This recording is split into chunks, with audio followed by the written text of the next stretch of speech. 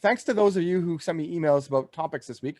Actually kind of lingered on a bit. There's one interesting kind of a two-part thing. Adam sent me a question just regarding geos.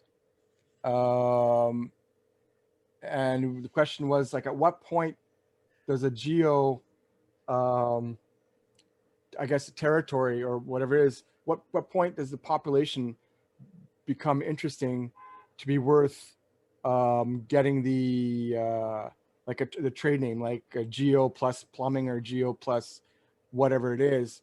And I think my answer to that is that it would depend on the financial or on the strength of the industry. But there are people who have certain thresholds. I don't know. I don't deal too much in geos. Do anybody here deal in geos where they have a certain formula that they'd be willing to share in terms of? Tommy, go for it. That's what I totally love is geos, like plumbers, builders. When it comes to like plumbers and builders and joiners, they're the worst type to register. Is you'd never get paid for builders and joiners. They'll sign up with the name, use it for 2 months, and then the third payment doesn't go through when you're doing stuff like that. You're always going with lawyers, dental, medical, and other things like that, commerce, shops, and names like that, so that's my 20 years experience, is keep away from the builders, joiners, plumbers. It's good if you're doing a website for them and you're just getting that monthly fee, but if you're at least know about the domain name, it's a nightmare. It's a total nightmare because they don't understand that they've got to put a standing order in. It's got to get paid every month, and after 2 months they miss it. And I've had, that coach drivers as well as other group sort of thing. So total nightmare.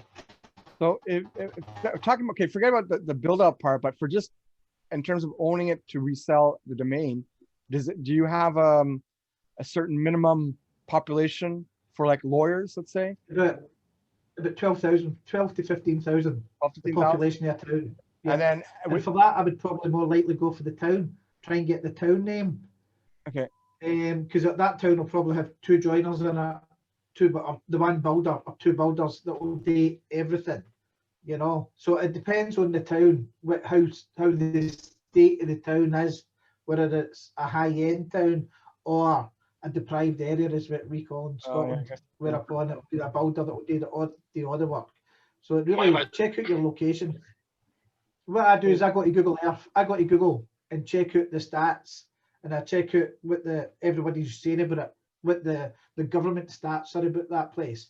And that's what I do. Do your homework, check out the population, then go and look Google, check out all the different kind of businesses there is, and that'll give you a rough indication visually just looking at it, it's worth your while doing it. I have some things that complement and are additive to what Tommy's saying as well. Is well, right now we're in the middle of a census year here in the US, which will deliver quite a lot of demographic information about the composition and populations of different cities. So overall population is a very important piece. You can use real estate listings and MLS systems to find out some of the zip codes and geographies where the average home price and value is much higher or lower, and that can have an impact. The other, kind of core element, and I think this is becoming less and less the case, is information on internet use penetration. Now I would say it's very much more likely that people either have mobile or some form of broadband access to the internet, to where we're probably up in the 80 to 90 percentile generally. Whereas maybe 10, 15 years ago, you'd want to find out if they have some kind of internet connection or access that would give way towards lead gen or those types of things for different demographics. Hopefully that made sense. I think there's some X factors in there as well, though. There's, if you're in a metropolitan area where there's, 90 cities that are just one after the other, that's a little bit lost in the branding. Whereas if you were in a city that's kind of isolated but might be a little bit smaller, you're on an island, if you will, and that might hold a little bit more of a branding, possibility. There's a lot of X factors in that geo stuff where if you're on the ground, you might know some of these things, or in the area, where if you're an outsider, you might have no clue. Yeah, like A in good some thing is places. using Google Earth. See if you use Google Earth. Absolutely. And Uh, I mean, when I buy a domain name, before I buy it, I'll go into Google Earth, go down to the Street View map, and I'll walk about and see what's there.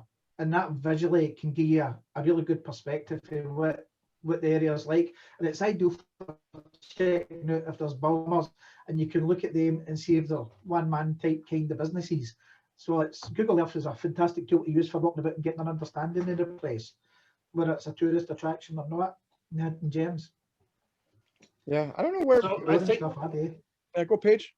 so the question, the way it was phrased was interesting, I thought, which is that there are names out there that you should buy.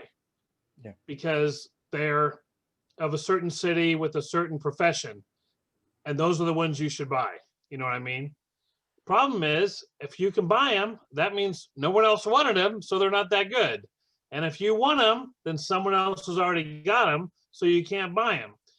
So sometimes when you try to apply I'll buy any city above 10K, I'll buy any city with more than 700 mortgage brokers, you're just guaranteed to get the one that has, like Kevin was talking about, some unique characteristics that make it undesirable. You know what I mean? But for instance, you'll see a lot of names registered with the city name San Buenaventura. Now, if you Google on Wikipedia top US cities, number 293 will be San Buenaventura. Now, if you live in California, you know it as Ventura. But there are people out there that own San Buenaventura plumbers, San Buenaventura dentist, San Buenaventura whatever, because now this is from the guy who bought Mukilteo, or Mukilteo, there we go, Mukilteo. So, again, I learned this through hard things. So the way I look at it is you want to first assess what's the taken universe and have that be like an archery arrow, you know what I mean? And the boundaries of that will maybe tell you where domainers will buy. How big will domainers buy? Which is a lot bigger than what end users will buy.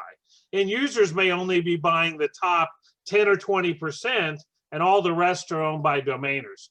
So say you had an archery target and you had the outside, it was red and then green and then white. I want to get into that really narrow, archery targets to find something that I think is going to be outboundable, because otherwise I'm just using the fact that a bunch of other domainers bought them to say that it could be valuable, but it's not because end users bought them. It's because someone loaded the list of the top 300 cities plus something, bought them all.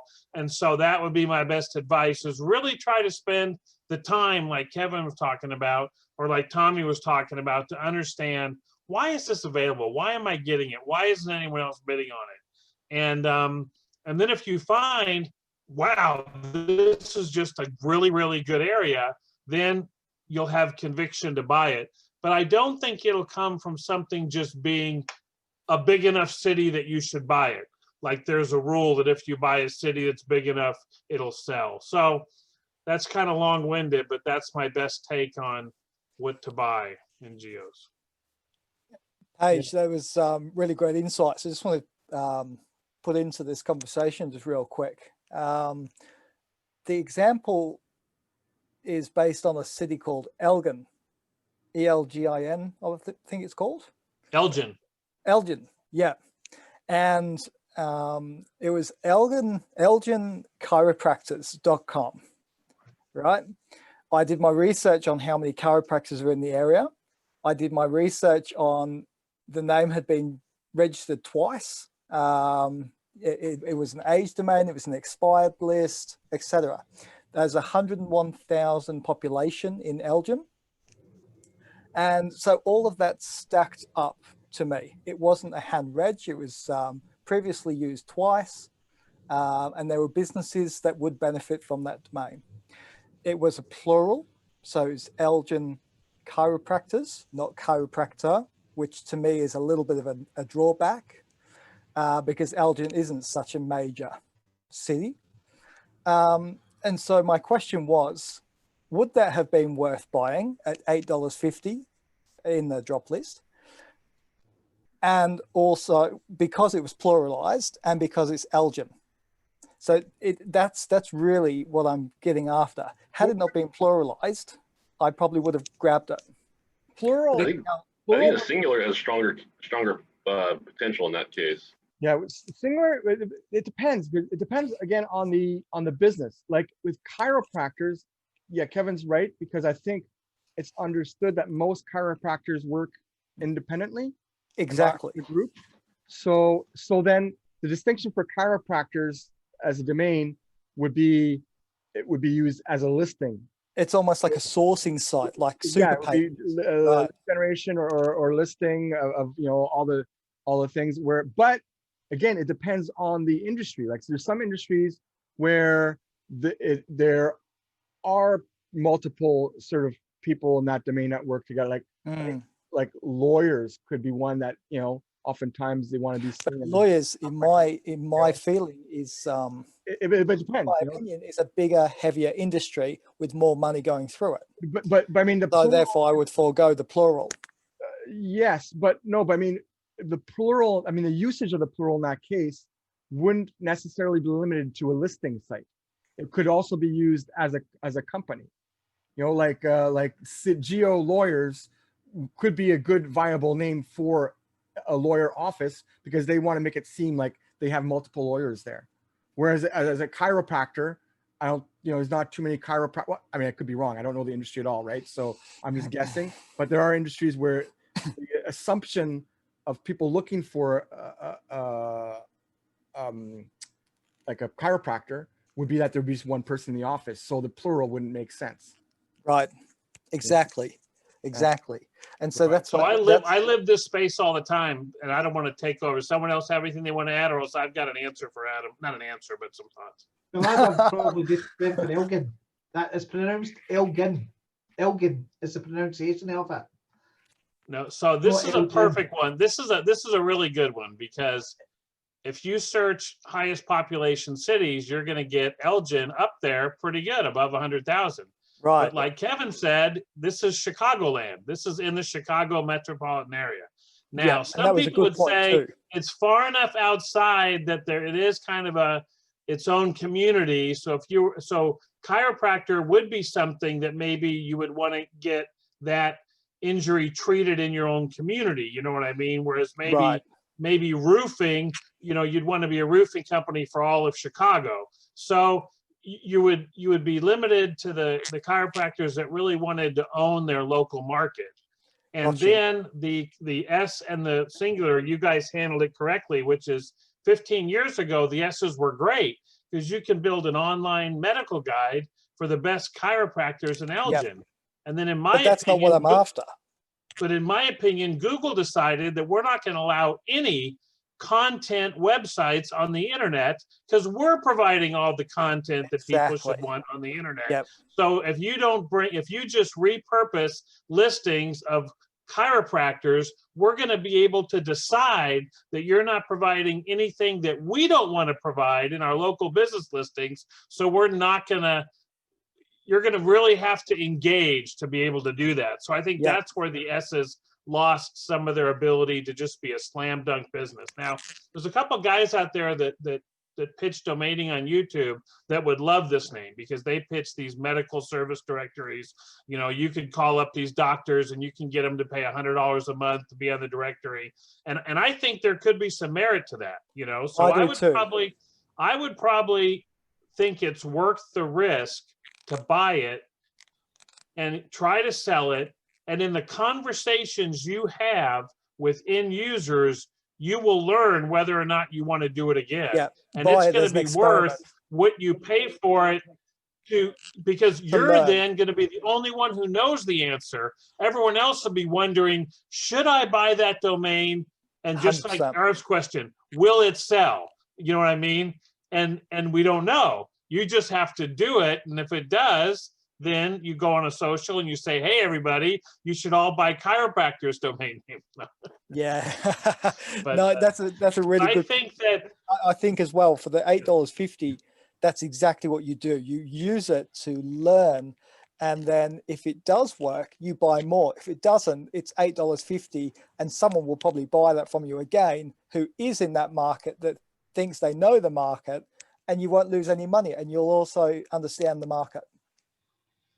Adam, you can go for. I don't think you'll be able to sell it because I don't think an individual chiropractor will buy the S, but you'll be able to have discussions, and you'll be able to, and then the I'll have second something thing, to present, and I'll be able to learn from that, and then get out of it someone that does like to buy these S's, like an investor. right, and know, then in that your buys it, head, you'll tell buy them. yourself, I'm only going to do chiropractors in cities of above 1 million that are separate from others. And that's what I talk about. In each specialty, you begin to develop a plan for what types of cities you think are worth buying. You know what I mean? Yeah, absolutely. You know, there's a guy, and I think you actually feature on their site called Gene Pimentel. And this guy, he talks about basically buying these domains, pluralized or not, and selling them for $2.99, outbounding them, selling them for $2.99, and moving volume. Or if they don't like the $2.99, you sell it to them on a recurring $29 a month membership, and you do 1,000 of them. That's what I was understanding from some of those outbound stuff. Yeah, be careful though, because that's build out, and but it's also the revenue from that over the last 10 years has dropped dramatically. So if you're reading an article from 5 years ago, it doesn't necessarily, the math, it made sense back then, but it doesn't necessarily make sense right now. Yeah. When we used to own the, let's say, Glasgow Doctors and stuff like that, Adam, right, we would build them out. So the reason we went for Glasgow Doctors and not chiropractics was Glasgow Doctors, you would have a section in it saying chiropractic, private health, private health insurance, and all the other stuff, including, and even the NHS, and then sticking Google AdWords on it. You would earn a lot of money. You get sometimes £8 a click and £4 a click. Wow. And it was really, I mean, back, as Arif said, 7 years ago, 8 years ago, that it was fantastic, you know. But to me, it's I would prefer using the word doctors, because especially in the States, if you were doing it for the States, that would be like, you know, private health insurance and plastic surgery and stuff like that. If you target the right areas, I think you could do very well with it. But I think with that kind of name, you probably have to build it out. That's my opinion. It's a good point. Building out is not my thing. I'm just starting in domains. So for me, I want to grasp the domaining side of things. That's why I mentioned what I did, because and it's all fair points. You know, it's nice to have different outlooks. However, I am trying to get into outbounding now, but I'm having a real battle with what the hell do I buy? You know, because it's like, okay, you don't buy chiropractors in this area because, you know, there's a certain population, then it becomes bigger in a town, and then people want the city, and you can't get the city, and you can't do the plural because it's, you know, so it's like, well, Adam, there is one exception where you could do Elgin chiropractors in plural if you find a family, like father and son, or brother and son. Yeah, it's true. Yeah, it's true. But then they If it runs in the family. But then they changed it from chiropractor or chiropractors to chiropractic. Well, that's more of like the firm name. Yeah. And that's a whole third dimension there. So that's chiropractic care, like even long tail it a little bit. So here's one that I've been doing. Is a good, like, I would say it's kind of like a radio test, if you will. If you go into your Facebook, and Facebook has all the groups of the cities, you know, your local, you know, page. You're in what city in Tennessee, front page? Manchester. Okay, Manchester. So I'm sure Manchester has a little Facebook group for all the local residents and all that stuff or whatnot. Yeah. And if you just kind of follow that, you just kind of look at the conversations of the housewives. They're always posting these stupid questions of like, hey, where can I find this service? And that's what you want right there. You know, Elgin chiropractor. What's the chiropractor in Elgin? There's the website. Yep. And see, here's the thing. We can talk about the search volume it's true, but I'm thinking more, instead of someone being called J&T Chiropractic Care Elgin, they would want to be called Elgin Chiropractor, because it's easily memorable, it's authoritative. Even if they're a 1-2 man band, it's, you know, I'm not looking to pitch it for $300, $400, $500. It'd be probably a couple of $100 sale in volume.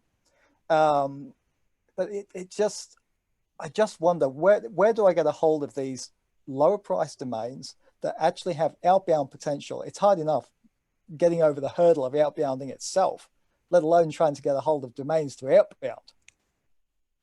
The only problem you have with medical, especially, well, medical in the field itself, is you have some gatekeepers at the front desk, right, that are not letting you get through on the phone calls to the people that make those decisions. So kind of knowing those industries is different. So people like Yogi, for example, he's doing real well, and I feel like he did dip into what categories and niches he works in, but he's selling names for like $200, $300, $400, and in volume, I mean, what would he be selling, for example? Yeah, but I I just don't think you can come in and look at our business like that. I mean, if you were going to operate a Hallmark greeting card store, you could open up a shop and you could call Hallmark and they would give you a catalog and you could buy your inventory and mark it up and sell it in your store. And right now, the distribution system for premium domain names is that they're intermediary owners. That's us. That's all of us. You know what I mean? But there's no surefire guide to saying this is what you buy and it'll sell and you get money. I mean, we're all playing our own, I wouldn't say poker, I'd say gin. If you're familiar with that card game, we're playing our own gin hands, and we're moving around our cards. Some of us are discarding our low cards and high cards, but I don't know if there is a what can I buy that'll sell answer. For one, most of us, if we think of something, we're going to probably go think of it and buy it and sell it ourselves. So I really think that the answer is in the doing. And and it's not costing you that much to learn, or sell some for other people and learn by doing with no capital. But I just don't know if it's out there to just walk up like at a craps table and just say, I want to place a winning bet. You know what I mean? And then you just place the bet and wrap up the money. So I don't know if that's good or bad, but that's kind of what I was thinking as you asked that. Yeah, and I think here's a wee tip for you. Oops, on you go. Go, Tommy. Go. I was going to say a wee tip for you, Adam. Right, join the LinkedIn groups. Join the LinkedIn group where you stay locally. Right, there might be 400 members. There might be 5,000 members in that group. When you join that group, right, tell them you're a domainer, and the folk will say, "What's a domainer?" And you say, "I buy and sell internet addresses." And you'll get that list of every one of them in that group and what they do. And all you need to do is check their profile out. What's their website address? And if they've got an absolutely rubbish domain name, and you then discover that Elgin Chiropractic is available for that customer, you can buy it and then suggest it to them. And you can join like 100 groups, and you can do that with every city, because every city will probably have a group. And then when you're finished with one group, you can move away from that and join other groups. So everything's there on LinkedIn for you. The customer base is there for you on LinkedIn. You just need to go in, spend a couple of hours learning LinkedIn, joining the groups, putting posts up. So you might actually have a name there that somebody in that group's looking for, and you can just turn around and go, here you go, Elgin Chiropractic. And the guy who's sitting there going, oh, that, by the way, that's my business. I would be interested in buying that off you. So you're no calling the person directly if you post it in the group. So if you join the groups that's got the city names and you're sitting there with some of the names, there's more likely you're going to get a buyer interested in that name that's a business, because you're talking to business people.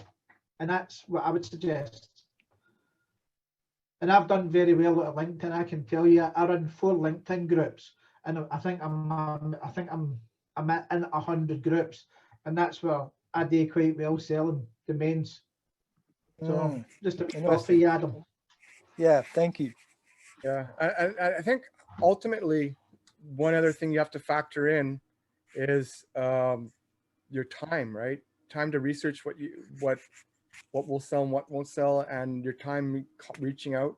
So ultimately, your 850 cost, it won't even be a significant portion of your of what you need to factor in terms of what you need to sell it for. So you're just, I mean, but it is if you're buying enough names that, I mean, if you're trying to, you really do have to have somewhat of a shotgun mentality, because every name is not going to catch. And so you do, that is part of the cost. And one of the things that I do, Adam, is I have a Domain IQ subscription. It's like $25 a month.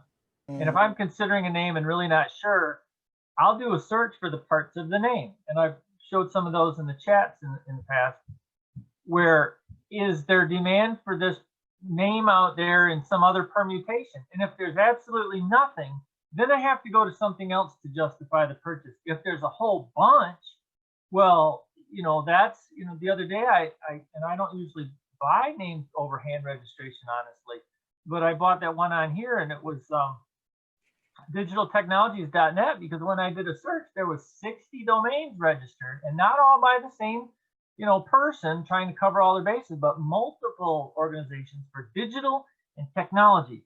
And because of that, it's like, and ended in .net, and that was 60 of those that ended in .net, and that's huge. That just doesn't happen. So it's like, okay, I'll put $60 on the line for that domain name. And that's part of it, I think, too, is to see what else is out there that other people are using that makes yours worthwhile. Mike, that's gold. And Adam, I'll add to that. The kind of names you have with Elgin Chiropractors is all I buy. I think you got a great name. I'll triple your money today if you want to sell it. I didn't buy it. Oh, you should. Somebody should have. But those are what I call common sense domain names. I don't spend too much time researching. Yeah, They're just common sense. If you're a chiropractor in Elgin, you ought to have that name in some form or fashion, whether it's a listing. even in the plural. Even in the plural, it doesn't have plenty of plurals, and there's more than one Elgin city in the United States. There's Elgin in Texas, just like there's Elgin in Illinois. So you've got multiple markets to choose from. You've got great different options. But my goal when I go talk to these people is, like on this one, if you're a chiropractor in Elgin, doesn't it make sense you should be on elginchiropractor.com or point it to your own website? That way nobody else can have it. It's defensive. It isn't going to cost you a whole lot. And if you convert one patient a year, you've more than made a multiple on your investment. So yeah, that's great type of, that's all I work on, a geo service domains, and nobody ever talks about them. So I'm so grateful for y'all bringing that up today, because I've been sitting on here for weeks just kind of waiting to hear. Well, you know, I have to say, sorry, Arif. Yeah. So let's just say, like, you're here. Let's use that to help everyone learn. What sort of price point would you outbound that at? On that one, I would probably, because it's small towns, I'd probably put it at either at $12.99 and negotiate down to $9.95 and sell it. Wow, as much as that. Do it on 12-month payments, so it's at $80 or $90 a month, so people can digest it. I mean, that's. See, I first of all, I'm grateful for everyone's feedback on here, and I've never actually connected with you personally, but it's refreshing, because, you know, I've got to be careful with what I want to hear and what I need to hear.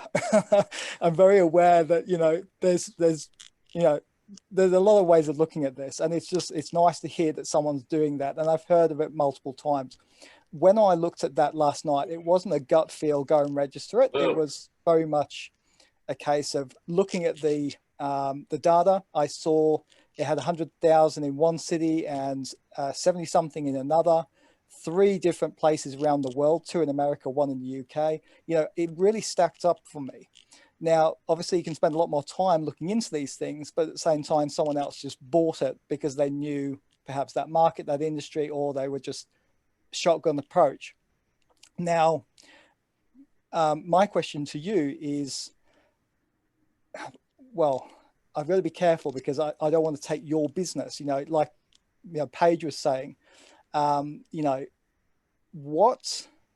at what point, actually, I'll think about that. I'll talk back into that in a second if you want to continue with any other points that might benefit, because I'm just very careful of how I word what I want to say.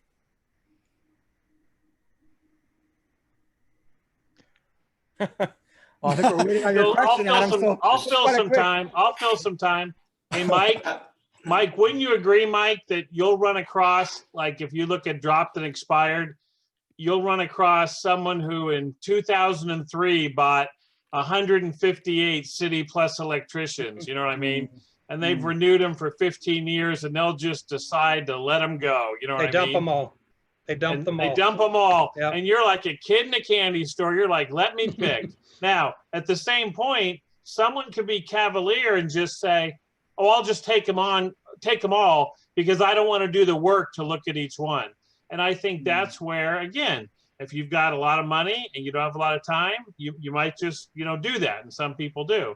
On the other hand, if you can maybe reduce your risk by only buying the top 20%, then Kevin's probably joking right now. How do you figure out what the top 20% are? You know what I mean? Everyone's got a different variety. But the thing is, you can't really tell sometimes by what's available in these areas what's valuable, because people did buy every possible one, like Fabulous Domains back in 00 and 01 and 02. Yeah, they owned so many of these things, you know. Well, this was registered in 03. All the cities and all the things. And it's taken a while for that to come into the marketplace. Right. But Mike, don't you agree? Sometimes you just see them all come and you just know that someone just gave up the gas, right? I bought 37 mental health names 2 weeks ago during one of these conversations with you guys, because somebody mentioned mental health and there they were. But the other thing that comes up with that kind of dump, if you buy Elgin Chiropractors again, I've had great success with buying a second or third tier name like that. And then some guy that did own, say, a Dallas Chiropractors reaches out to me and says, I'm selling it for $199. Do you want it? So now I've got a top 10 city that somebody sent to me just because I happen to have a similar name. So, you know, that is also a secondary benefit. Now, I'll also caveat to you that I'm willing to hold domains. I'm selling domains I've owned for 12 years. So, you know, sometimes you got to have a hell of a lot of patience with a name like that and just sit on it till the right person comes along. Well, I think what I wanted to say earlier, and Josh Reason just said as well, just say what you want to say. It's true. I'm just very careful of the integrity with the group. I get a lot back and I don't want to stand on people's toes. It's all business, but it's also in the right way to go about it, you know. If people don't want to answer, they don't have to answer, but no, it's fine. But I will say what I wanted to say now. And my question to you, Mike, was, would you be prepared to allow someone like myself, new in the industry, a few of these third, fourth tier domains to have a go, if you like? Obviously a curated approach, but would you be open to allow me to actually outbound some of your domains? Because you seem to have more of the domains that actually I would like to work towards. I don't have the time to outbound myself. I talk a good game, but I don't have time to do it. I would welcome that with somebody. Okay. Absolutely.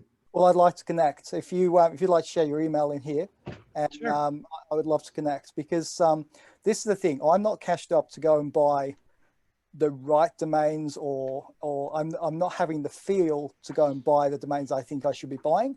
And so if I could perhaps, maybe practice isn't the right word, but just, yeah, I guess practice is exactly the right word. If I could practice with someone like yourself, with some of the lower tier names, I can get a feel for what's going, what's moving. You make some money, I make maybe a little cut for the commission as well, and we're all winners. So I think that'd be a real great benefit for all. Cool. Yeah, great. I just got your email. Thank you for that. Mike, do you have any response to Paige's early point about Google and sort of muscling in on this area itself? I'm sorry, what's the question? I think Paige had made a good point, I think, when he was talking about the S on a domain name, but I think the point is good generally. in terms of Google kind of moving in on the content. Maybe Paige was talking more about development of the names as a domainer as opposed to an end user, though. I run into that objection all the time when I'm out selling landing pages on some of our directory sites. And my response is that, you know, there's only 8 or 10 front page listings on Google. And there may be, one of our directories is a private school directory, and there's like 100 private schools here. They can't all be on the first page of Google, but San Antonio Private Schools is on the first page of Google. And so we become the gateway. And Google hadn't shut us down from being on the front page as long as we continue to, you know, adjust our content periodically. And so we use that as a selling point, actually, to get people to pay us to be on the front page through our website as a gateway. Because I tell people, you know, it's kind of like going fishing. You know, you throw your website, it's like a pebble. You throw it in the Pacific Ocean, and then where the hell is it? Well, some of these directories become road signs saying that pebble is under the seaweed to the right. I don't know if that is legitimate argument, but I can tell you it works here in Texas for me pretty well. Yeah, I think, but Mike, would it be safe to say that most of the domains you hold, the intention is to sell them to end users that wouldn't be listings? It would be just like the end user, like a chiropractor. Oh, yeah, absolutely. Like a singular end user. Yeah. Yeah, we definitely would sell them all to end users. Yeah, see, how do you feel about, how do you feel with, for example, Joseph shared chiropractic? Now, if you're looking at chiropractor, that's an actual trade. You know, that's what you go to, a chiropractor. A chiropractic would be a clinic. Yeah. Are they still worthwhile going for? As in, for example, VisaliaChiropractic.com. He says available for $11. And Visalia, California has a population of 140,000. Californians go to chiropractors a lot. Valid point. What do you think to that? That would be my third choice after the singular and then the plural, because you're buying somebody's practice name when you use chiropractic, in my opinion. Yep, that makes total sense. How different? I mean, how much weight would you put on the three? Like, how are they close? 1, 2, 3, or are they pretty separate? I think the singular is slightly better, but it's not that much better than a plural. I think they're both good. And again, they're generic, so they're common sense. They describe your practice in the city that you practice in. It's common sense. You should have this. See, I would go for singular first, clearly. Yeah. And then I go for plural. And I think that was my question to Arif yesterday. At what point in what industry does plural become acceptable? So, for example, you've got many orders of magnitude. Let's say Chicago lawyer, Chicago lawyers, Chicago DUI lawyer, Chicago injury lawyer, Chicago injury lawyers. You know, that's like what top tier to tier 5.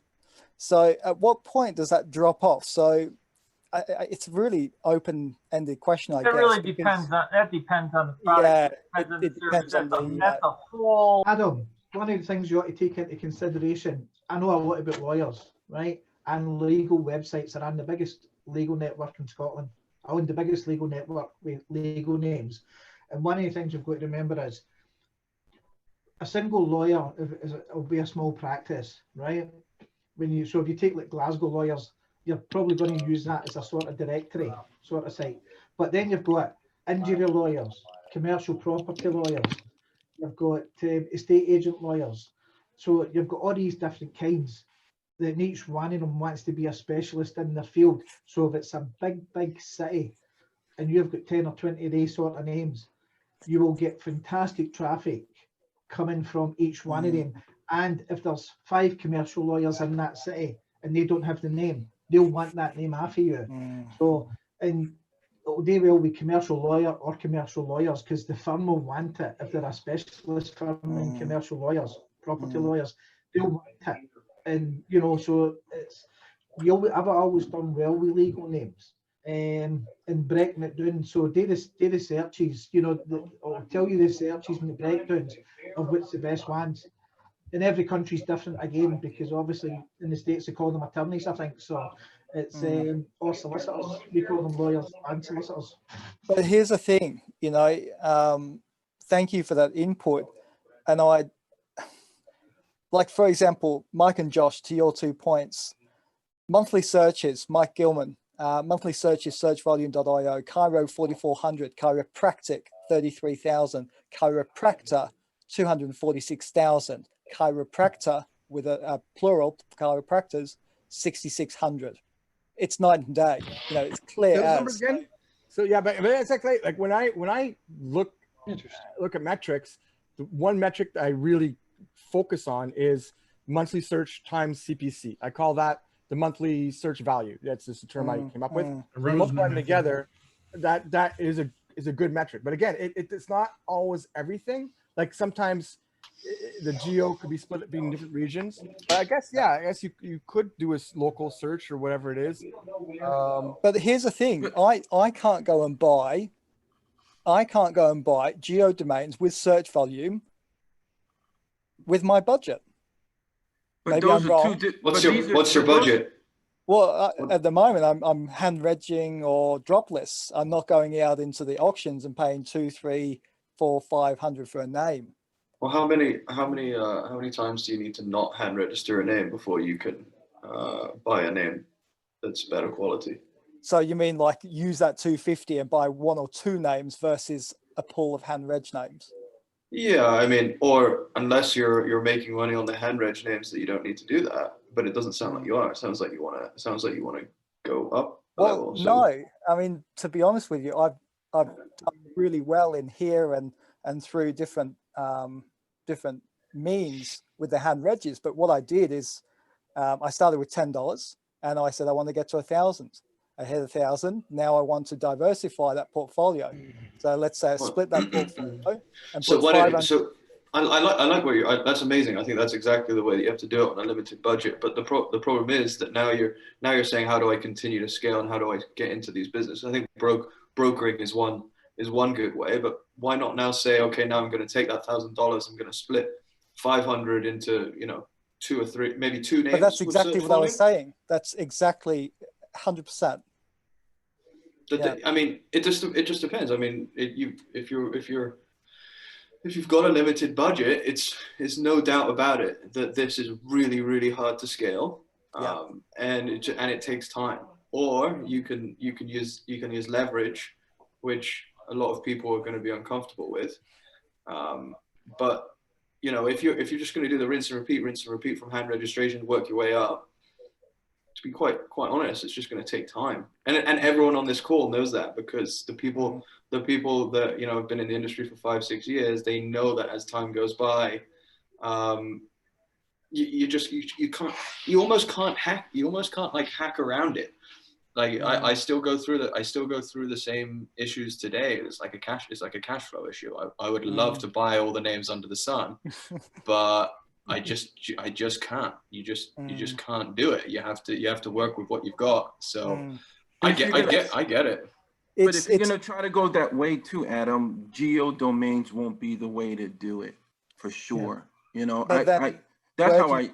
Where do you go? Because for me, the reason why I like, sorry to cut you off, by the way, the reason why I went with geodomains is because there's a clear end user pool with geodomains, unless, for example, I'm buying .nets at .coms and pitching them to the .net equivalent user. For me, it has to be quite a clear path to market. With these brandables, it's already a little overwhelming to me, to be honest with you. I can honestly say I don't really like the idea of it, but I'm just getting on with it because it's a needs must to scale and build traction. I have to do it. Yeah, but knowing you and having conversations and hearing things in the past, first of all, you don't have experience in outbound, and sometimes you said you were uncomfortable. That's number one. Number two, you also are pretty good on reaching out to, you know, the wholesale market. And in my opinion, you know, geo domains are pretty more, it's real difficult to sell it to the wholesale market for them to sell it as well. So in my mind, like looking at that, that makes it a little bit more troubling. And then also with geo domains, to me, I look at it in two ways. You first have to know the sector, industry, profession that you're dealing with. You have to know that inside and out. Now you can look at all these numbers of monthly searches and all that other stuff, but you also have to see what that industry likes. So when we talked about chiropractor and chiropractic, there's cryo too, you know, like CHIRO. And a lot of the folks use that, you know, like Baltimore Cryo, case in point, and keep it moving. So you have to kind of know that. And then to sell the geo, no one's going to kind of go on a marketplace and purchase it. So you're going to have to do a lot of outbounding.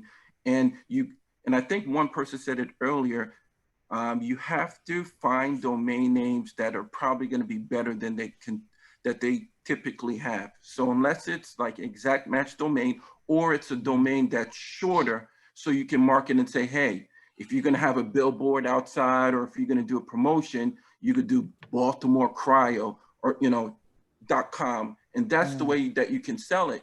I would also say is you have to know the area. So you know the profession, then you have to know the area. And the population can be important, but not so. So like in Washington, D.C., there's various areas like Georgetown within Washington, D.C. So having Georgetown lawyers may be way better than having D.C. lawyer. So you have to know the various areas. And what I typically also look at is like household income, depending on a certain thing. So for example, you know, going to get going to a doctor for like cryo or massages or whatever, you know, your less affluent people may not service that. So if I look and see that, for example, in Elgin, Illinois, you know, household income is 46,000, which is below the average, that also has credence. And it doesn't matter if there's 100,000 people there. If the household income is 40,000 compared to Loudoun County, where it's 120,000, there's a difference there. So there's a lot of components and variables that you have to factor in. And this would be a good book, you know, just on geo domains for someone to kind of produce, because there isn't a set formula, but there are tactics and strategies if you decide to do that. So for me, what I did in the past, I noticed I used the two combinations. I kind of identified areas where I thought professions really spent money on, like marketing, which typically obviously is like attorneys. Plumbing is a big thing. Weddings are a big thing. So like catering and things of that nature. Then I also went to various areas of the United States and looked for those populations that actually had high household incomes. And it doesn't even necessarily, and I actually looked at counties. So like in Virginia, there's a Loudoun County, and I think it's the top 3, you know, grossing counties in the universe. Right. So based on that, I went and said, oh, is there Loudoun weddings, Loudoun doctors, Loudoun lawyers available? And they were. So I just bought a whole slew of them. And then once I bought a whole slew of them, I did the outbound and reached out to folks. And for me, the price point was anywhere between $500 and $750 that they would buy like the same day. Anything more, you would get issues, but Loudoun weddings, $750, no problem. Loudoun doctors, plumbing, and then like with plumbing, you had plumbing, plumbers, plumbing, you know, singular. And I found that being reasonable and helpful, you know, and so I just wanted to share that, you know, it was helpful for me. I was able to kind of go through the whole process and sell the majority of my domain names that way. Roman, at that price point, the 500. Roman, we need to have domainers at their desk part 2. We need to have domainers at their desk part 2. But I think before that, Josh had a great point, which was, hey, Josh, is domaining a capital intensive business, or do you do it to get into it with a little bit of money and then all of a sudden you have a bunch of money, or does it eat capital? It completely eats up all of my capital. I'm probably the poorest guy in terms of cash on this call right now. I'm not even joking. Like I can't even rub together a nickel because it's so capital intensive. But like, no, I'm completely serious. And I would say one thing that Roman said that I think is true is that if I didn't have any income from any other sources, especially when I was kind of first starting out, it would have just been incredibly hard. But I would have focused on wholesale. I would have really focused on wholesale to make my margin. I wouldn't have gone the geo route just because I think it's a harder sale. At wholesale, you can make 10x on stuff all day long, because it comes down to, like, at this point, like it comes down to finding people like, you know, I'll use myself as an example now. I'm not like hunting as much as I was before for those type of names, but I'm willing to pay more now. So like, because of that time. So like a name that you might, important. Right, a name that you might find for $500, I could pay maybe $1,000 for and be okay with. And you know, that's actually how I've made probably the majority, still to this day, the majority of my kind of cash from domain investments is actually selling to other investors. Even this year, my biggest sales have been to other investors. And I think that if you want to make cash, and you don't want to sink cash into things, then being able to sell, like Paige said, being able to sell at wholesale is so important. And See, for me, I don't have much experience in geo. I didn't have much success with it, so it's hard for me to comment on geo. That I'm sure, like, there are a lot of people that do. I think wholesale is easier as long as you're kind of, you've got the eye. If you've got the eye, wholesale is definitely easier. Look, that's a really, I really appreciate that. And for someone, you know, I follow you, Josh, intently, you know, your podcast and the like, and I feel like I work in a very similar way to how you began, you know, with your $250 focus every day, just hustling, driving, grinding. And for me, you know, I would love to up my game and bring these sort of names to the table, because I have the time. This is my whole time at the moment is consumed with this. I would be more than happy to make a small margin and turn volume and supply the industry. Now, obviously, that's a lot of grinding away, a lot of, you know, I've got to turn a lot of mud to bring those names. And I'm not going to present the right names every time, but that is something I would much rather do than outbound geos or outbound. So you can't do it without being 100% ingrained in every element of the industry, because there are not enough opportunities that come up. Like you need to know everything that's selling in you know, in every extension, in every price range, literally, and you need to be a part of as many groups as you can. You need to see as many privately reported sales as you can, as many of the acquisitions that people are paying as you can. And I have a little bit of an advantage there because of recent things. But like, I'll give you an example. You know, I know that people like .io right now. I think a lot of other people know that. But you know, I monitor the drops every day at a certain time. I saw the other day, I saw guac.io, GUAC.io. Like Avo, guacamole. Yeah.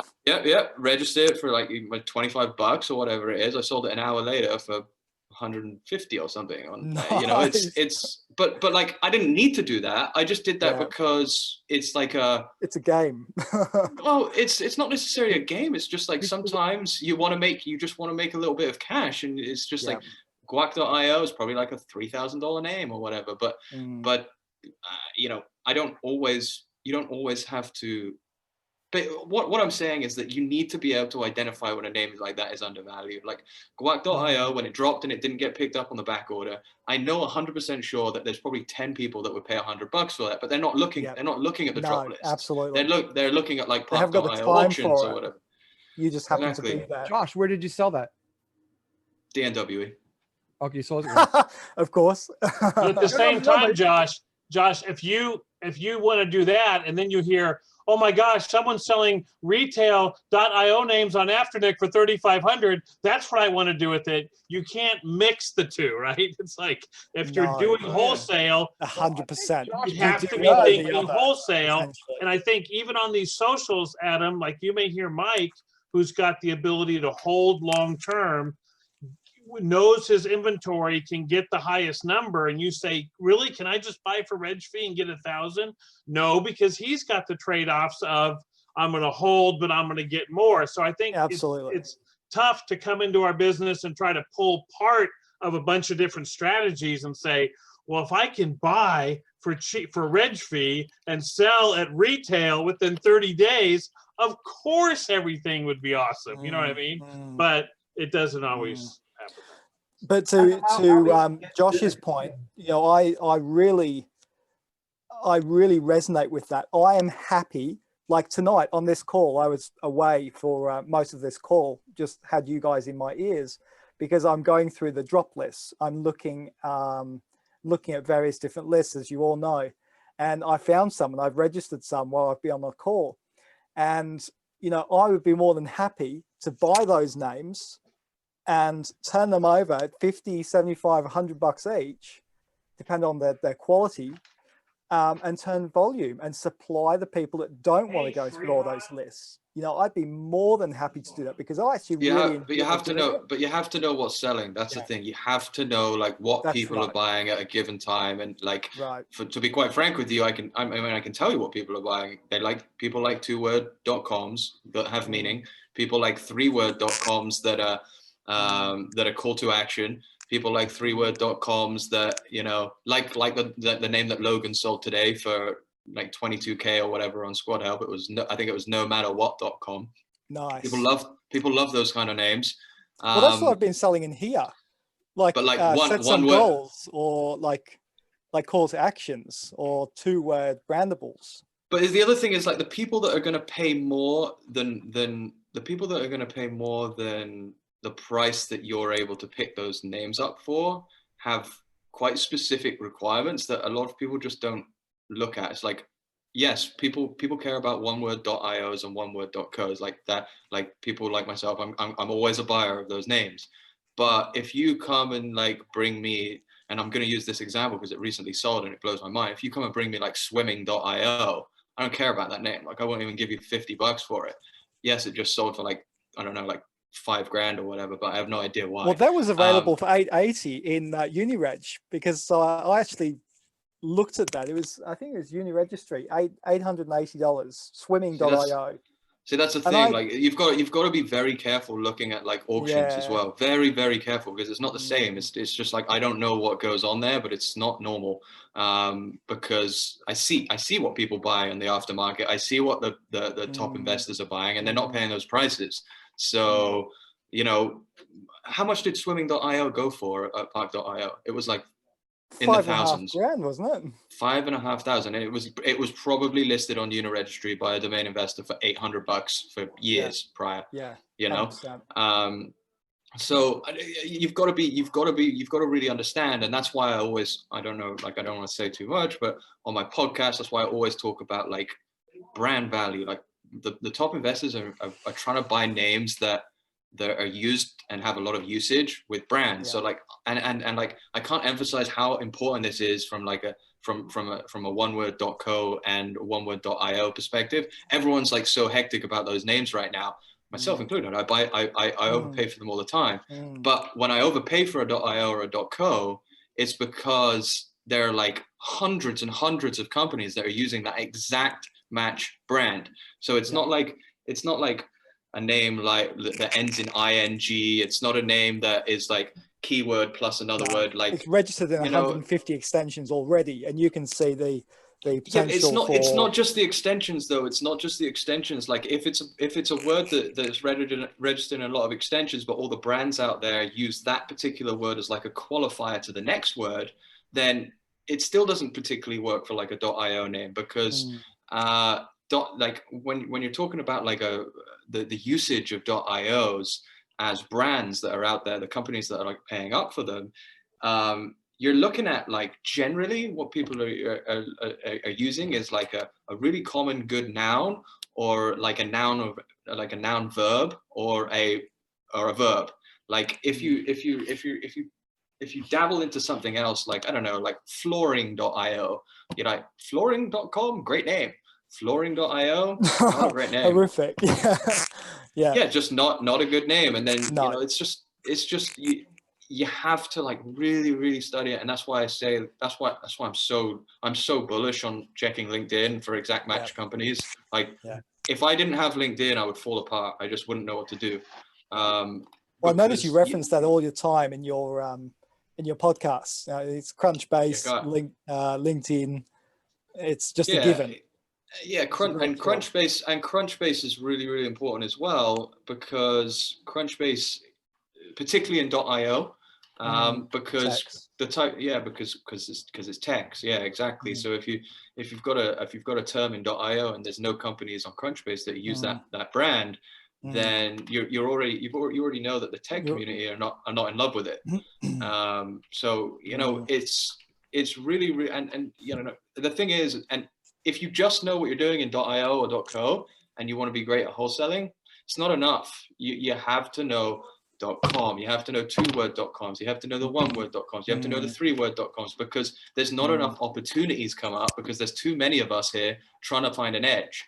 So unless you even have to understand numerics, you need to know when there's a good numeric that comes on the market that's undervalued. You have to understand when there's a good 4-letter.com that goes on the market that's undervalued, because if you don't, you'll miss an opportunity to make a good margin. I probably see names on, you know, various platforms at least once a day that I know that I could flip for a margin. I know like 100%. Sometimes I just don't even, I actually don't buy them, because I'm typically going to want to put it in my portfolio and just hold it. And sometimes it's like I said, it's just capital, and it's so capital intensive. Sometimes you just have to slow down. You're like, but yeah, man, there's nothing like I can't advise anything more than you've got to understand every single element of the market, even you know, even from the lower tier names to the top tier names, 1-word.coms as well, right? Because at the end of the day, if you find something out there, if you find a 1-word.com out there that you know has more value than what the price tag is, but you're not able to purchase it, you know that there are people out there that will purchase it. So, you know, if you see a name out there priced at $5,000, let's say, and you know that, you know, someone like, you know, let's say myself, or, you know, I don't know, anyone else on this call who buys higher priced names, if you know that someone is willing to pay more than that, then you can buy it. Or if you don't even have the money to buy it, you can connect the dots and, you know, we'll pay. Bring it forward and say, hey, I found this in my hunt. This is for you, perhaps. And exactly right. But see, you can only do it if you entrench yourself in this market 24/7. It's the only way. I have no reason to tell anyone on this call that I'm doing it. I am doing it. I am spending 12, 14 hours every day. I'm on these calls on Tuesday. I'm on these calls on Friday. I'm showing up. I'm auctioning. I'm all over this. Like, I've just been putting all my lists in expired domains. So I've curated a list of 400 keywords from the podcast, such as yourself and Keith, going through NameBuy, going through today, re-listening to podcasts, you know, pulling these names and trying to be a part of all this. But I'll be honest with you, it's getting to the point where I'm just like, at one point I thought brandables, that's it, I'm going to go after those. Then I thought, no, you know what? Maybe my niche is in wholesale, like you say, curating a wholesale list and going direct to people who don't have the time. But now I just feel so lost, and just like I'm trying to do everything well, and now I'm just getting this burnout fatigue. That's a good reason. I slightly disagree with Joshua about knowing everything about everything. You can spend too much of your time and have analysis paralysis if you try to get in depth on everything. But I think you should have a general feel for what's going on and pay attention to a lot of these things, but you're not going to listen to every single podcast or every single show and look at every single list and feel good about, you know, going forward. I mean, you'll find the areas that you're comfortable in, I think, and yes, you should taste of the different areas. But if you, I think you can get spread way too thin. I'm talking about purely wholesale, right? So like, if you want to focus from like selling to end users in a specific area, right? Maybe you just want to focus on oneword.coms. That's probably the most profitable and best way that you, and probably best category that you can be in right now by far. But what I'm saying that is, if you want to take advantage of making money in the wholesale arena, strictly the wholesale arena, you have to expand it beyond just one niche because it's just so competitive, right? So it's the opportunities to make a margin at wholesale don't come up often enough to only focus in one area. That's what I mean. Yeah, Adam, we've had a few conversations via email or late after hours, also the Zoom chats we've had, and it's one of the issues you have is that you're great at what you do, but what you're doing isn't very scalable. And Josh is right. There's, and as I told you before too, there's so many people trying to do, who have that idea of what you want to do, of wholesaling and getting people to buy and just doing a little spread. And there's so many people trying to do that unsuccessfully. And the real roadblock is either their overhead in terms of time or their disability to scale. Like, look, you were super successful selling domains here on auction that you hand regged like within the previous week, and you sell some of them for hundreds of bucks because you're a good seller. Maybe you're not comfortable doing outbound. I don't understand it because you have a good pitch. You know what I mean? So you understand. Yeah, I'm amongst fellow investors and friends in here. Yeah. So, yeah, but Arif, can you make luck your business model? No, it's not luck what he sold here, but it's not scalable. Right. He has skill to sell stuff here, at finding stuff, at selling them here in a venue where there's 40, 50, 60 domainers listening to every word of his pitch.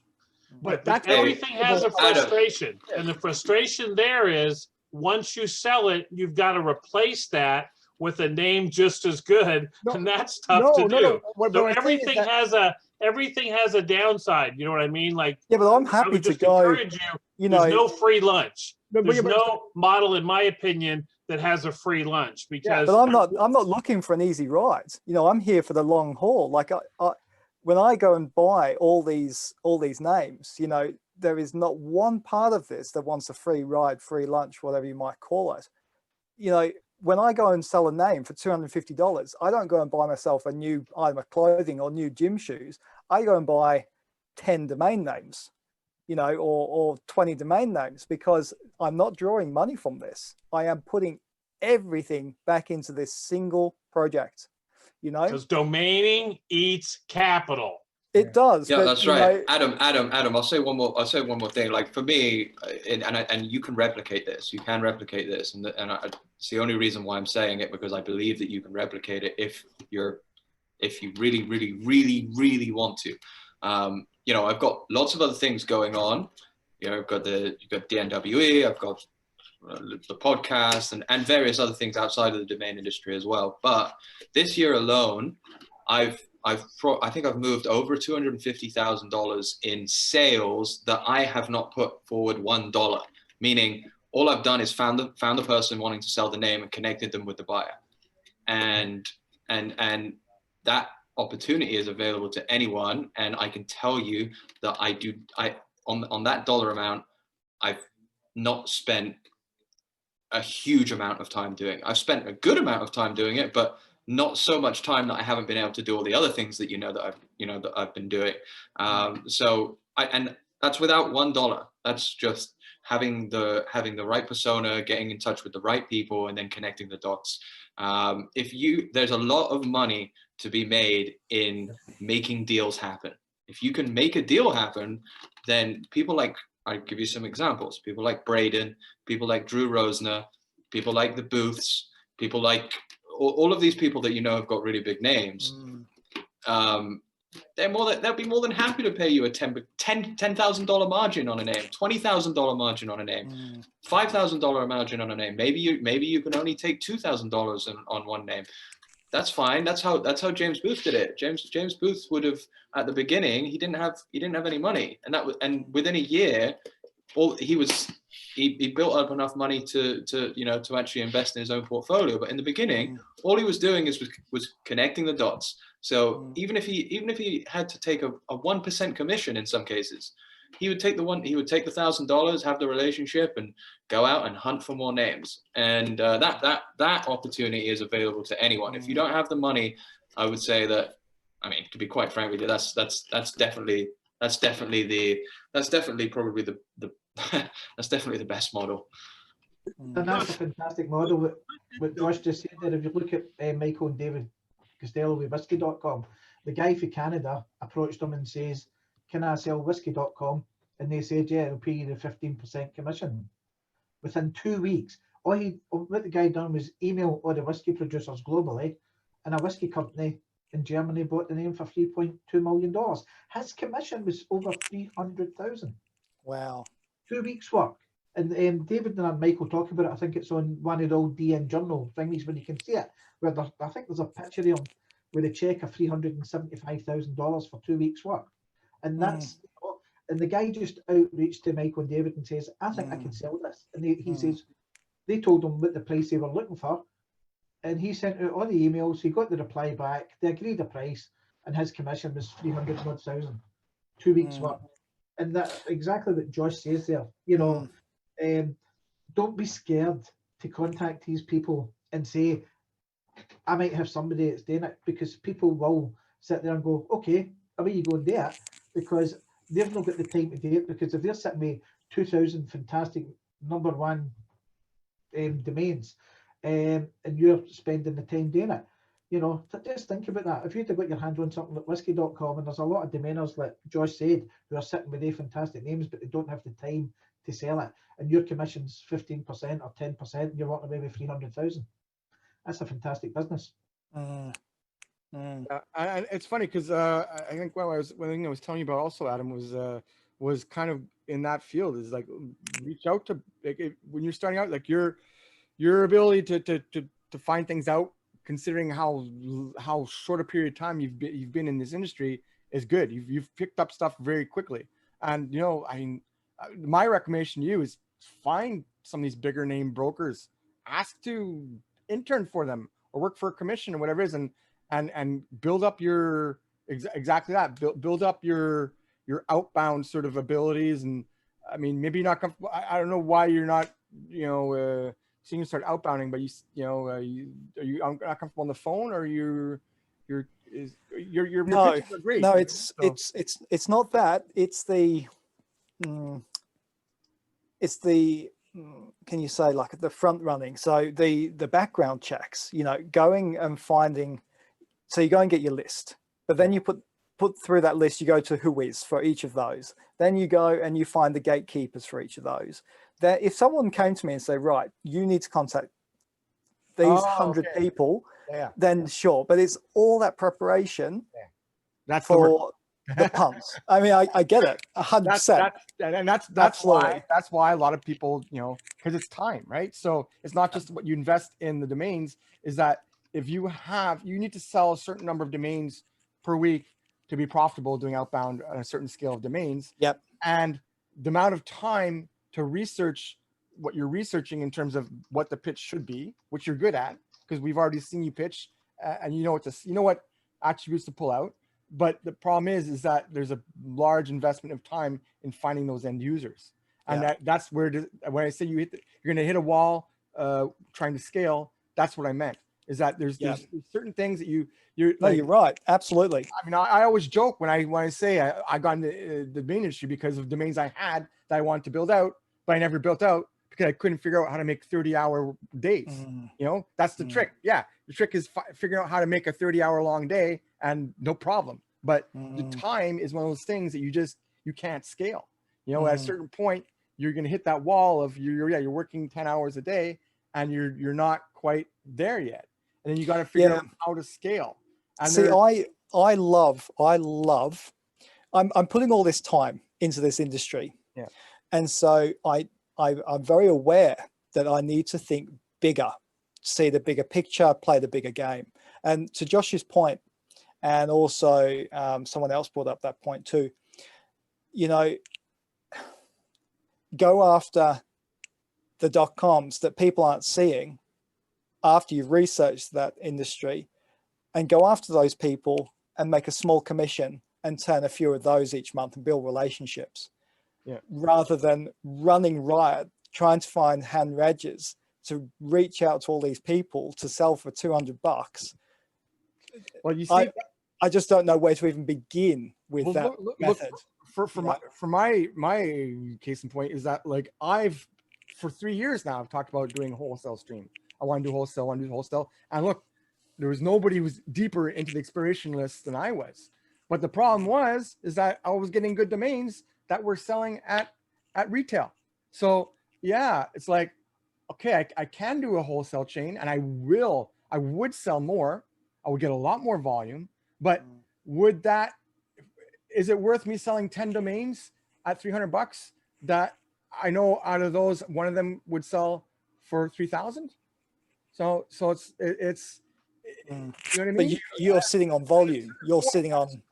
Well, no, but at a certain point, once you get a certain quantity, you're going to start making end user sales, and that's where your time becomes scaled, because you're no longer trying to get these micro sales and spending hours upon hours searching for potential buyers you're going to outbound to. And so, yes, I mean, when you outbound, you will 100% get more volume and you'll get more sales. But is it worth your time?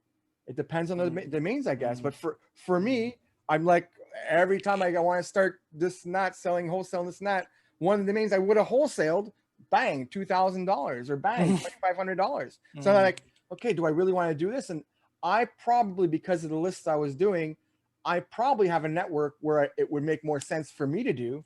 But again, like, I'm not even doing it. So I don't see it being something that's scalable for most people. Look, Paige, he has his domain outlet, so he has a wholesale thing.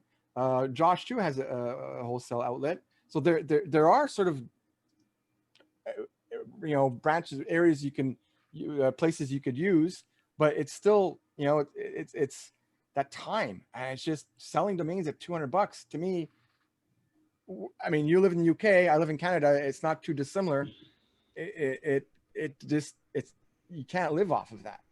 There's certain places in the world where, yeah, you $200 a day, your cost of living is significantly under that, and it makes sense. That's why you see people doing this, and they're successful. But they're successful because they don't have the same overheads that you do. Your rent is going to be significantly more than them, and sometimes it comes down to that, right? It's you got to scale to the point where you can be profitable, and that's what I did.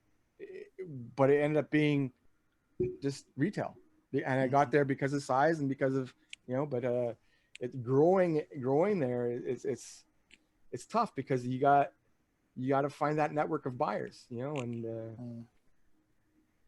I mean, anyhow, so I know you'll succeed in this. You'll find a path somewhere. But I'm trying, really. Believe me, I am trying. But I gotta say, it's not easy because there's nothing that you're thinking of that's not been already tried by at least 1,000 people. So, and that's the thing in this business, that when happens to every one of us, that when we come in, we start, we think, oh, we got this new approach, got a unique thing, and it's like, and you look around. Look, I'm not naive. Like, I know for sure. You have such a big head start in others because you have a talent for it. But again, it's just that what you're doing right now, you're gonna have that. You're gonna hit a wall in terms of scale. Like, I mean, I don't know how much. I mean, look, I'm unemployed now. I'm doing okay, but like that's because I already had 3 years of domaining, right, to get to where I am now. So like my momentum has already been built up. I have 3,000 domains in my portfolio, more or less, and so like I'm getting regular sales. I'm not at the point where I have to figure something out right away. I don't know where you are in the whole COVID thing, but if you need to find something fast, listen to what Josh said is gold. There's Well, that's the thing. And look, I don't think yeah, I don't think Josh has his headphones on anymore. I think he's on a call. But you know, because if I'm going to spend the time doing this, I'm better channeling that time into the heavy lifting, you know, meaning spending that time going after the .coms that aren't quite being seen. I don't know how, but aren't quite being seen, and offer them to people that aren't grinding the lists, the heavier investors, and making a small cut for bringing it to their attention. You know? but most of the people who would buy those domains, they already have some mechanisms. And that's what I mean. So how do I get into what he's presenting? Oh, but he's not talking about that. He's talking about a higher level. He's talking about finding buyers, finding domains in 5 figures and taking 5% cut of bringing people together. But that's essentially a broker. Well, yeah, I mean that's exactly it, and that's why that's why brokers don't take on domains at 4 figures and 3 figures. It's because of the time they need a certain the labor size of business for it to make sense to pay their overhead. You know, and okay, some of them make very good money, so you don't have to. You don't need to be Andrew Rosen or Kate Buckley. You know what I mean? But no, you can't be brokering 3-figure domains either. That just, if you live in the UK, your time you'll never make enough with your time to pay your cost of living. But here's the thing. Right now, my time doesn't have a cost. I'm learning a new trait, a new skill. I'm sticking with it. I am absolutely committed to it. I've done it for a year now, and I'm only just noticing, traction. So, if you're in pain, you may as well get a prize from it because you've already gone through the hard yards. So I may as well just push through it, right?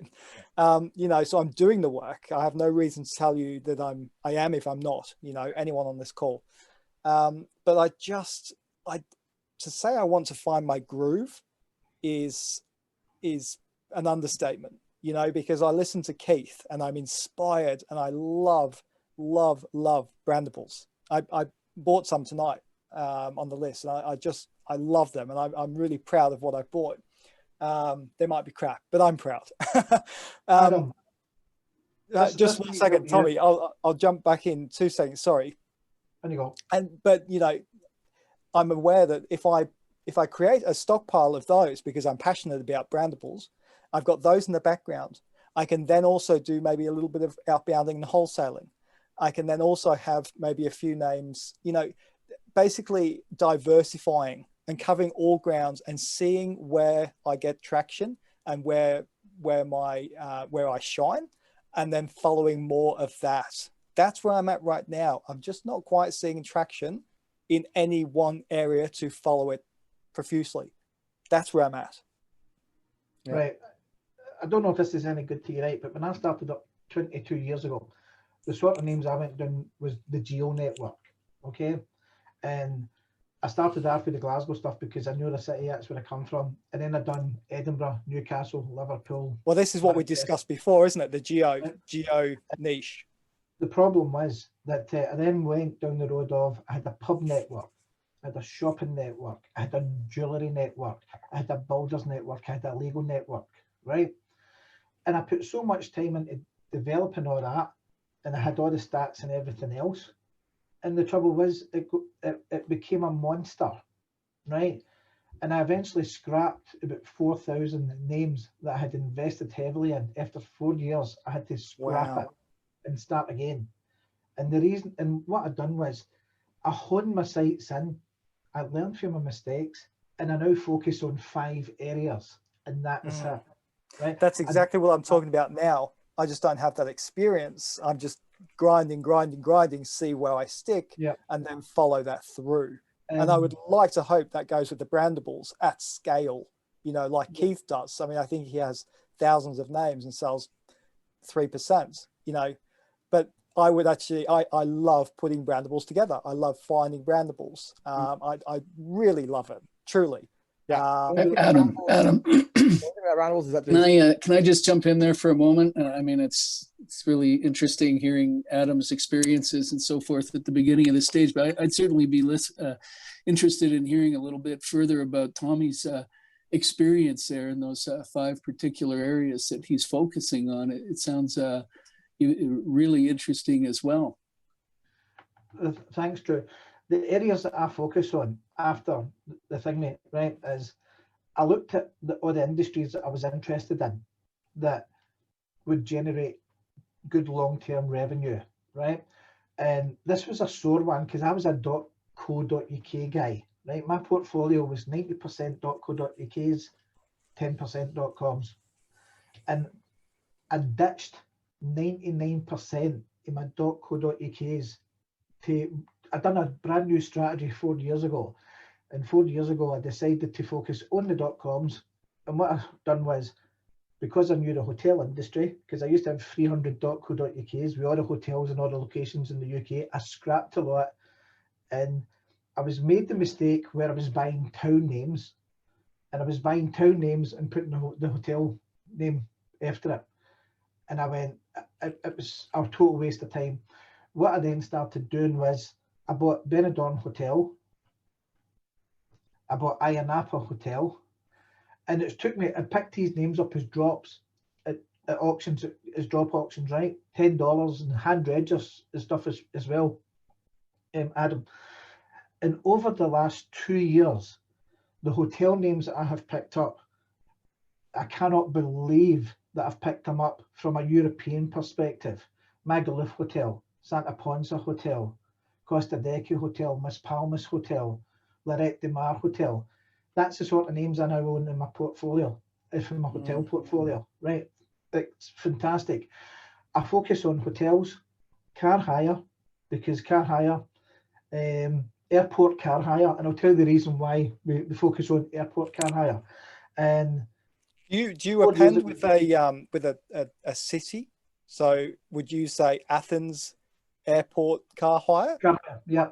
No, that's right. Long. That's 4 words or 3 words, depending on the mainers hate it, right? But those names get traffic for car hire. They always do, right? So as building a site out and using it, you'll get folk wanting to buy them as well, right? It's a very competitive market, but if you build the right kind of site with it, you'll make money for it. You can flip those kind of names really easily to other people that are doing car hire. So I focus on hotels, I focus on car hire, right? I focus on, and this is a weird one, saint names, right? Who? Saint names. Oh, saints, right, yep. Right, because there's a lot of places that use the word saint with the name. That the name that I picked up this week, if you go to the auctions, was saintjames.com. Sainte, the French spelling. No, not one person picked it up. I got it for the $10. Well, saint in French is saint the same way. It's E when it's feminine. So right. So Saint James E actually wouldn't work in French, unfortunately. But there is if you Google it, I've done the search area. There is terms for it. It is getting used by certain businesses. Possible there's different languages that The other name that I picked up this week as a drop was AyrShireHotels.com, which is the west coast of Scotland. I think it was a 18-year-old domain. Cost me $10 again. And the name that surprised me that I picked up this week was MobilityHotels.com for $10. Now, Mobility Hotels is a global brand as far as I'm concerned with regards to the hotel industry. That to me was one of my best buys. And I'll wait to get the right kind of name. And that's the sort of names that I like buying up, you know. And I picked the names up for $10 all day long. In the GoDaddy auctions or what have you? In the GoDaddy auction. Yeah. You know, and you know. See, I just bought quite a few, well, not car hire. I actually found car rentals to have more demand. I bought Beijing car rentals, sorry, China car rentals, car hire. I bought qualitycarhire.com. So I bought those three. I paid $8.50 for each of them, you know, just in the drops, in the drop lists. Yeah. You know, so I just don't like, I'm hearing what you're saying, but I feel like I'm missing something. I'm like, I resonate what you're saying, and I understand the strategy, but I'm not seeing, I don't know, I just feel like I'm missing something. Maybe it's what I'm trying to say is don't use a scattergun approach and register everything. Hone into an industry that you're interested in, and then focus on it. And the more you read about it, the more you understand it, and then you understand why you're buying the names. I don't register a domain name for the sake of registering a domain name. When I now see a domain name, I've already got an idea and a concept what I'm going to do with it. I'll not buy it unless, you know, I'll look at it, I'll search it, and it's got to tick my boxes for me to say, yeah, I know what I'm doing with that. And that's it. If it fails the test, there's no point in me registering it. And sometimes I'll wait 8 months, 9 months, even a year plus to get the right kind of name. And I'm, you know, it's that strategy for me seems to work for the sort of stuff that I'm doing. The industry, because I'm developing, I'm not using to flip. I'm building long term. Yeah, absolutely. And then sort of thing. So that's a wee bit different. But at the end of the day, it's getting that name at the right price to resell. I think that's what it's all about. Absolutely. And look, at this point in time, you know, Josh mentioned earlier, you know, if you've made $1,000, don't go and buy 100 names for $10 each. Go and buy 50 names for $10 each, and two $250 names. Well, yeah, but that depends though. It's not. Look, for me, I think it has its merit in both. What I'm doing makes sense for me to keep on doing what I'm doing. I buy stuff, close out, and I scale, and that makes sense because time is not a factor in what I'm doing for outbound. Absolutely. But yes, if you're outbounding, or if part of your sort of process is making a presentation or anything that involves any element of time, then yes, definitely upgrade your quality, especially if you haven't found your groove yet too. Then maybe go up a bit, but like it staying at the same level is fine if you can scale. Like for me, I can scale because I just keep on buying stuff. I have my same routine, and I'm on pause right now because I've been taking a break for the summer. The last 3 years, all I'm doing was every single day going through the expiration list, finding domains that slip through the cracks, and then I close out or just a couple of bids. And if it gets too high, I let it go because it's just I know I will still get enough quantity to grow my portfolio to the point where it makes sense. And so 100%. So saying go up in price, that's a long-term strategy. Like I really like that strategy, but right now, I'm trying to build that money to go and do that without hitting savings, you know, or other investments. Yeah, because going up in price definitely can get you to the next level. That's a way to scale your time, because you're now operating more like brokers do, because brokers, they don't operate with small amounts because they invest their time, and it only makes sense once you get to a 100%. certain size of domain. And on that level, yes, it makes sense. So like what I'm saying isn't saying don't scale up in quality. I'm just saying is that it's not necessarily the only route, but it depends on what you're doing and where you are in your process. Because it can, for me, I can keep on buying things that close out until GoDaddy changes the prices of closeouts, and it will make sense for me, and I'll scale, and every year I'll make more and more money. So to say it's not viable to not go up, I disagree, because I found a niche that really works for me, and I find great domains at. But 100%. Tommy, might I ask what percentage of your portfolio is developed and what percentage not? Do you have that sort of knowledge off the top of your head? 99% is 3/4 developed, because I moved away from PHP to WordPress. So I've worked my head off. 9% or 90%? And I'm absolutely loving it, Drew, because when you see a name starting to take shape and you see the traffic starting to go into it, and you know, I was actually surprised. I had hotel bookings for August, which really blew me out the window. You know, so I like taking a domain name, especially a name that I get dropped for $10, you know, and then building on it. And you know, it's like a painting. I don't build one website at a time. I'm building 300 websites at a time, and it's like a painting, you a bit here, a bit there, a bit there. But what happens is when you're building a network, you know, I build the network, and then sometimes I'll sell the network. And sometimes what happens is if you build a network, I've already got a client in mind who'll want it, because I'm doing all the hard work, and then they'll come along and go, right, I want to buy that whole lot because it's there structurally and they can see it. And I also think it's a good way to sell a domain name as well. We're putting a website up on it, creating the LinkedIn page, creating the Twitter account and everything else, and doing that with domains. You know, to me, it adds value to the domain. For sure. So I like, I know I'm a bit unusual, but I like doing that sort of stuff, you know. And as I said, sometimes now and again you do get that one click where it's a really, really fantastic inquiry that sets you up, you know.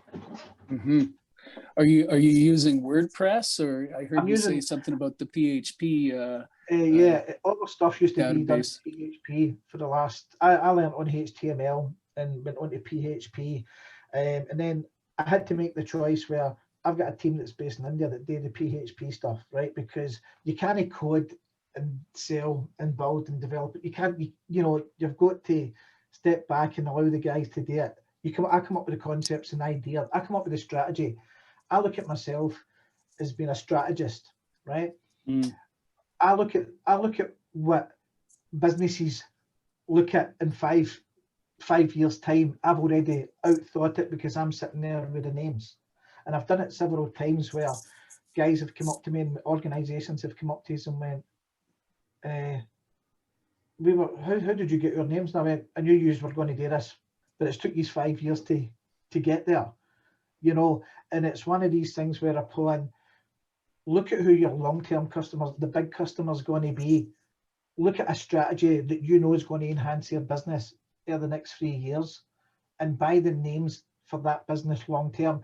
Now, the reason I like the hotel names is that if I own Adam will know this, if I own Magaluf and Santa Ponza and Ibiza and Benidorm, right, and European hotel names, holiday locations like that, if a hotelier is spending £30 million on a hotel and he doesn't own the holiday location for it, right, what's happening just now is Booking.com's putting a noose around their neck with their percentages, right?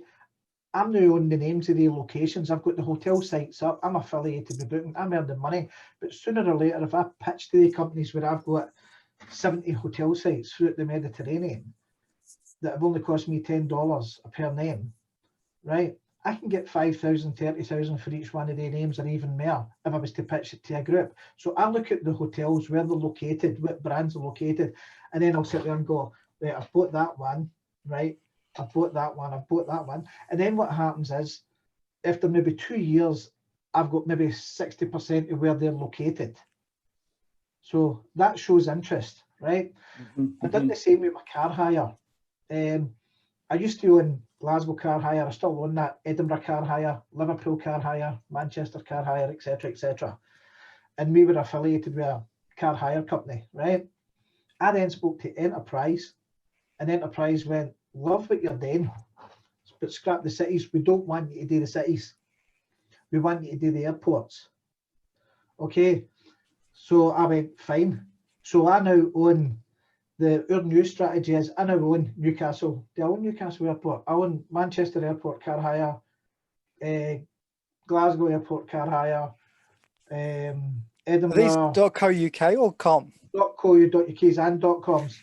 And we're Okay. still working on, and on the German ones, right? There's nothing on them at the moment because I've actually got the paperwork, right, where I've got every airport that they're associated with globally, right? And that's what I'm talking about. They loved the idea. The guy flew up from down south, came up and saw me and went, we love what you're doing. And I went, great. So I done that. When I bought corporatejethire.com, I picked it up for $10, right? And wow, that's nice. And I own a couple of Dubai sites, right? And it was a Dubai boat show that was on, and the Dubai boat show that was on, the guy for one of the top jet hire companies, he put a tweet up and I went, that's a great picture. And he went, are you at the boat show? And I went, no, because I was using my Dubai Twitter account. He went, where are you? I went, oh, I'm in Glasgow. And he went, he says, I come from Edinburgh. So I've got a contract line there, right? To do a deal, it's signed, I've not sent it, with one of the world's top jet hire companies. When I got the contract, it said in the contract, helicopter hire. I went, didn't know you've done helicopter. He went, oh aye, that pays X amount. Can I tell you the amount? I goes on to and types in who owns helicopter. I found helicopterhire.com. The guys were wanting 75,000 for it, right? Oh yeah. There's an S at the end of it. What was available for registration? Helicopterhires.com. So for $10, I bought helicopterhires.com. Nice. Right. And do you have like developers? It sounds like you do a lot of the programming yourself, Tommy. I do all the WordPress stuff myself because I enjoy doing it, sort of thing. I've done a lot of development with stuff that we wrote off. I created I had an e-commerce network that allowed retailers locally to upload and create their own e-commerce sites 14 years ago. And I'd done that where I had 300 shopping sites. It was too complicated for retailers. I scrapped it. I spent 2 years building it. And sometimes you've got to remember when you're doing stuff like that, you're so far ahead of what other people are doing that it's a waste of time doing it. You've got to keep it simple and keep it basic. And that's why I like WordPress, because the plugins are there. You can build the site. You can work for an hour and 2 hours and 3 hours, and you can see it grow. And the example is the generalfabricator.com. I spent an extra 3 hours on it a couple of weeks ago, and it's now on the front page of Google, and it's not even 80% complete, but it's overranked to Guy. So I know that doing wee bits like that now and again will increase it over a period of time. But I keep all my stats. I print off all the stats, and I like analysing the stats. And if you get, because I like the hotel bookings, if I get hotel bookings, what I'm trying to say is I own places, like if you take like a place like Guruk or a broth, right? You were getting maybe a Premier Inn booking for $3 or £3 per night. It takes the same amount of time to build that kind of site as what it does like Monaco, what it does Marbella. So we've changed your strategy in the last 18 months, 2 years, to go for the high-end sort of locations. Because when you get a booking and it's a top-end location, they've got the money to spend. And what I own with regards to Monaco at the moment, I own Monaco Car Hire, Monaco Car Sales, Monaco Jewelers, Monaco Jeweler, and other names like that, Monaco Yacht Sales and stuff like that. And they'll be ready to go in 2021. The traffic's going up on them. We've got contacts in Monaco that are loving what we're doing. And because of that, and then what they tell us, what these guys tell us, a couple of weeks ago I went and registered, was it Yacht Sales or yachthires.com for $10 as well. And I'm sitting there going, I should never be able to register a name like that for $10. So it's just a case looking at the drop list, Adam, but looking at all the sort of things that everybody's not really looking at, and you'll pick up pure gems. That's what I think.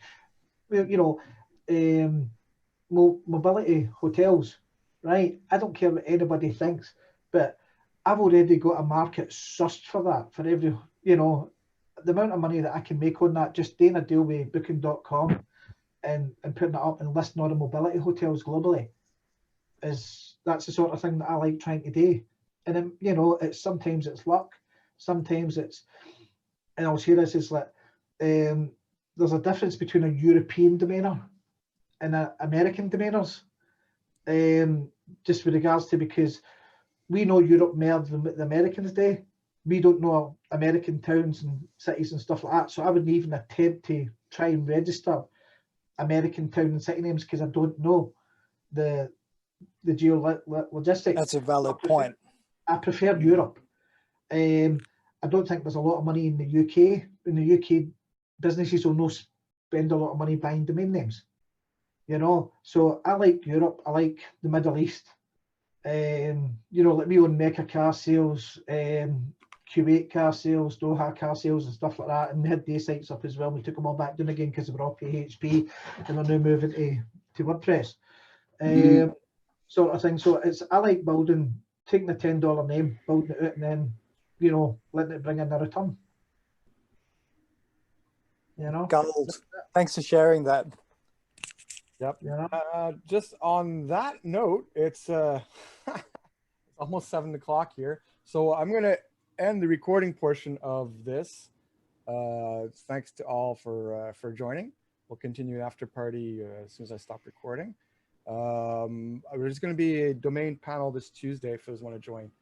And then another social next Friday as usual.